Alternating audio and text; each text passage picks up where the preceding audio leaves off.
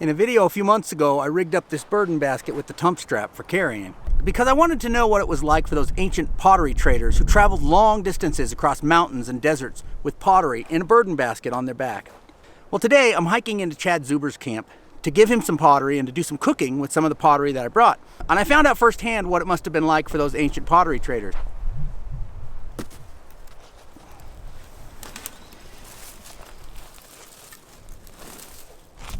I found out right away what it was like because I hadn't gone very far. When one of the knots came out, the packed basket flew off, one of the pots flew off the top and broke. So no doubt that is exactly what it was like, because here they were carrying what was a valuable commodity at the time across mountains and deserts, and no doubt accidents just like that happened.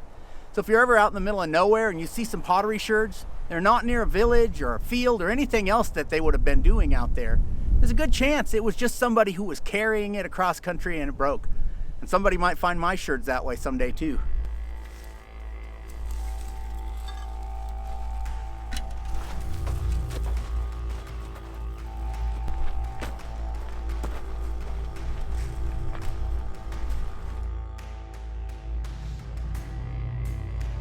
This is my friend Chad, and he's been gracious enough to invite me out to his camp this weekend. And so Chad practices primitive skills out here. He's built this awesome little hut for himself. He collects wild edible plants. He makes pottery, all kinds of primitive skills. And so I thought this would be a great place to come and do some cooking, some primitive cooking in earthenware pottery, to show you how that was done in the past, but also how it can be done today. And so today, the recipe I've brought is a Hopi recipe using cornmeal. And I'm gonna prepare the corn and the other ingredients right here and cook them in the field. The recipe I'm gonna be making today is called it's a Hopi word, mumwazupiki. I'm probably butchering it, I apologize. It's from the book Hopi Cookery, which I remember reading way back when I was in high school. So it's been out a long time, but it's a good book. And I'll put the link to that book down in the doobly-doo if you're interested.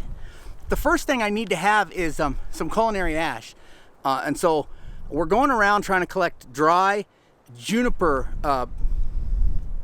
they're not leaves, needles, scales maybe, so that we can burn these and get some culinary ash that then will mix with the cornmeal. So for now, I'm just gonna try to collect enough of that to get 2 tablespoons of ash.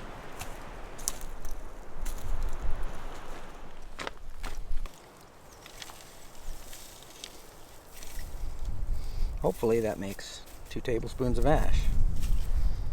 I think it will. Cool. All right, here we go. Creating this culinary ash ended up taking quite a bit more time than we expected. So when we first lit it on fire, it burned pretty readily, but it just made a bunch of char. It didn't make white ash, it made black charcoal.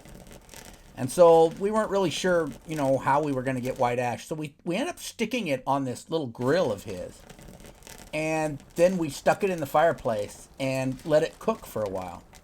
And Chad blew air underneath on the fire to kind of heat it up, and it slowly burned that charred juniper.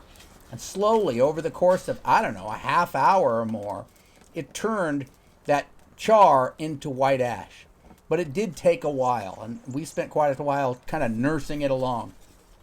But in the end, as you can see here, we did get our culinary ash. Okay, that worked good.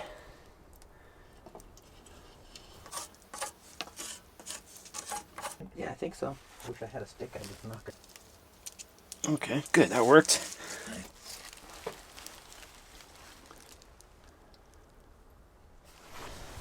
This is called Hopi greasy head corn.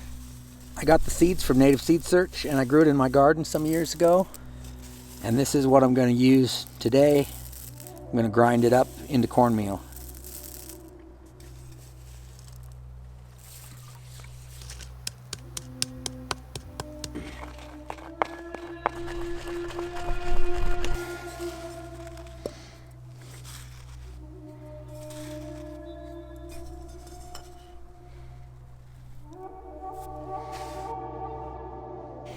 Because it's a windy day, we're going to build a little windbreak here to kind of protect the fire from the wind. We'll cook the food right in that corner up against the chimney. Okay, I got the corn ground. I got the culinary ash made. I got the fire started.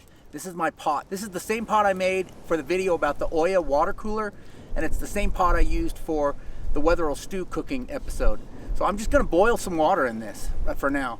And then that boiling water will be added to the culinary ash, and it will be added to the cornmeal, and then the two will be mixed together.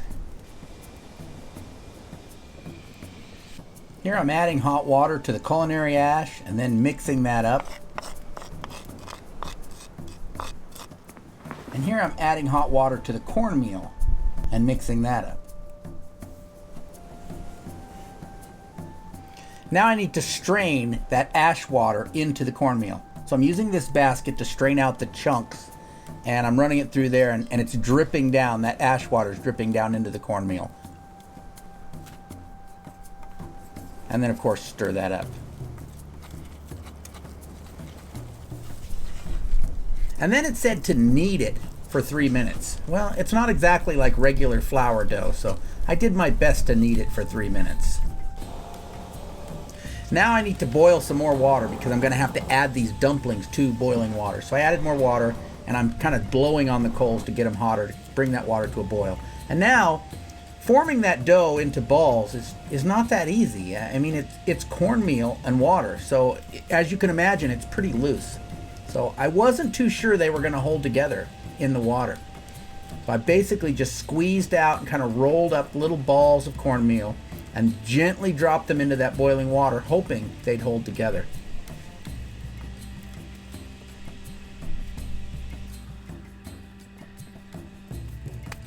I don't know.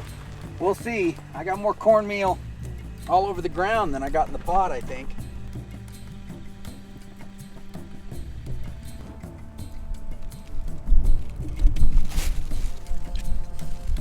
I don't know.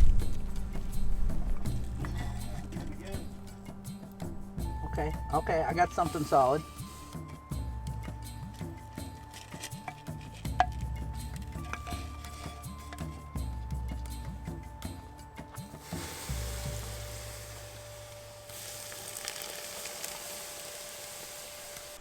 All right, so they held together. I was worried they were too soft when I put them in, but they're really firm, actually. So, are they any good?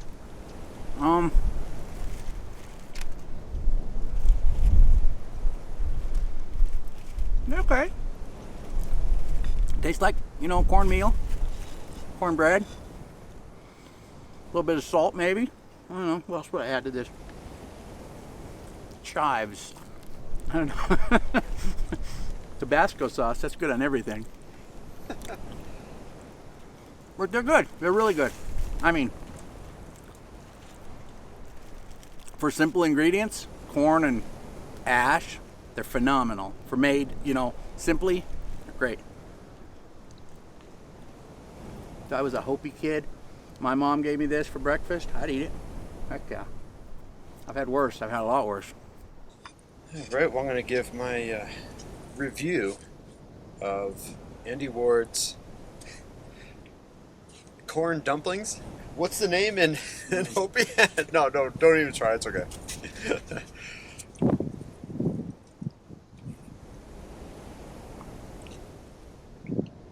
Wow, this is surprisingly better than I expected. Oh yeah, I could definitely eat this. Yeah, if you had some kind of seasoning, or I can see it with some kind of sweetener, like with maple syrup. Oh, that would be really good.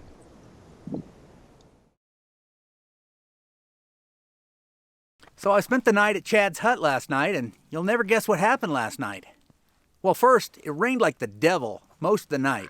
And then we woke up, and there were a couple inches of snow on the ground. So, real surprise this morning, and, kind of fun, because we don't get a lot of snow in Tucson where I live.